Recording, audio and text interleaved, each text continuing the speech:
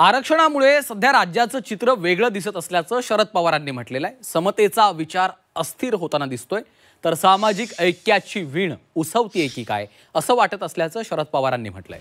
तर शरद पवारांच्या या टीकेला अजित पवारांनी उत्तर दिलंय। आम्ही म्हणजे त्यामध्ये 14 कोटी जनता आली असं मिश्किल उत्तर अजित पवारांनी दिलं। तर शरद पवार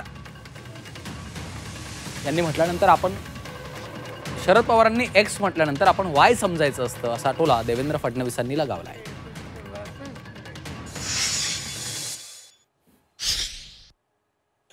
महाराष्ट्राचं चित्र थोडं वेगळं झालेलं आहे। हा समतेचा विचार हा अस्थिर होतोय का काय असं दिसतंय। ही सामाजिक ऐक्याची वीण आहे ती उसवते का काय असं चित्र दिसतंय। आणि आज जात पात समज या सगळ्यामध्ये एक वेगळं चित्र या ठिकाणी दिसते। माझ्या मते हे एक प्रकारचं आव्हान आहे। काय वाचेल ते किंमत द्यायची असेल तर किंमत देऊ, पण महाराष्ट्र एकसंघ कसा नाही।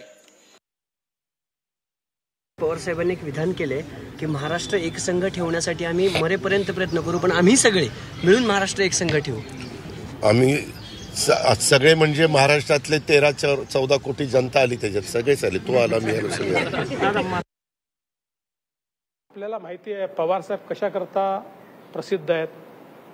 पवार साहेबांनी एक्स म्हटलं की वाय समजायचं, याकरताच पवार साहेब प्रसिद्ध आहेत।